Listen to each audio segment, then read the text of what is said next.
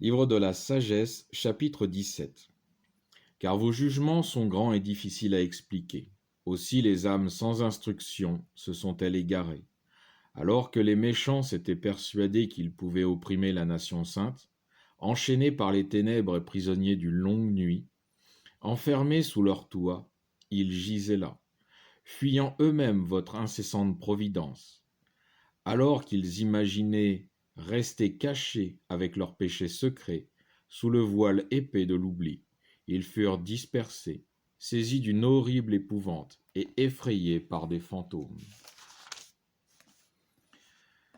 Les réduits où ils se renfermaient ne les préservaient pas de la crainte.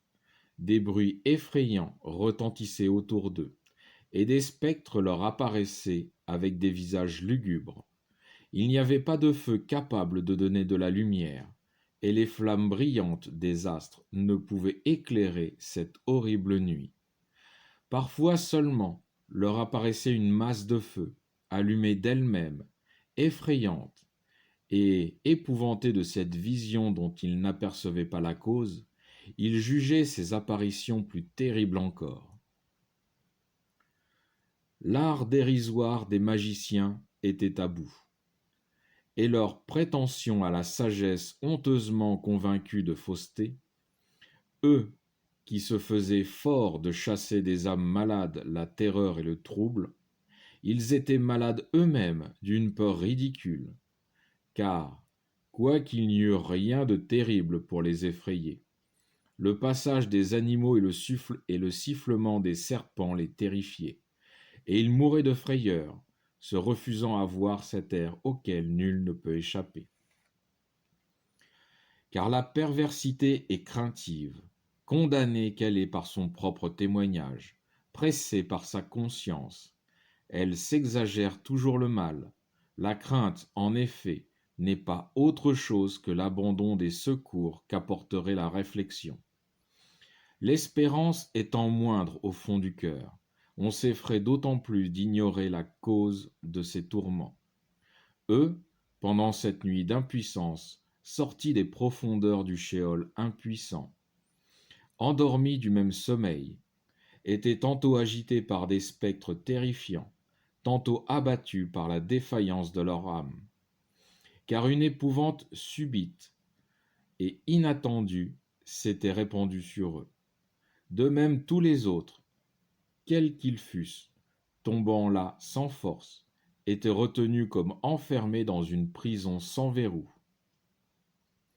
Le laboureur, le berger, l'ouvrier occupé aux rudes travaux de la campagne, surpris par ce fléau, étaient soumis à l'inévitable nécessité, car tout était lié par la même chaîne de ténèbres. Le vent qui sifflait, le chant mélodieux des oiseaux dans les rameaux épais, le bruit des eaux précipitant leur cours, le fracas des pierres qui roulaient, la course invisible des animaux bondissants, les hurlements des bêtes féroces, l'écho se répercutant dans les cavités des montagnes, tout les faisait pâmer d'effroi. Car tandis que tout l'univers était éclairé de lumière brillante et se livrait sans obstacle à ses travaux, sur eux seuls s'étendait une nuit pesante, image des ténèbres qui devaient les recevoir. Mais ils étaient encore plus à charge à eux-mêmes que les ténèbres. Fin du chapitre 17. Je vais faire un résumé du chapitre 17. Le chapitre 17 entier raconte l'épouvante que les Égyptiens connurent durant la 9e plaie, celle de l'obscurité totale.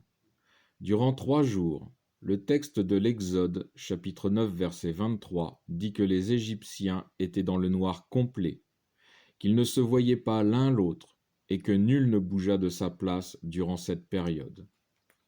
Durant ces 3 jours, le livre de la sagesse dit, du verset 4 au verset 6, que les Égyptiens étaient plongés dans l'épouvante, des bruits effrayants d'animaux retentissaient autour d'eux.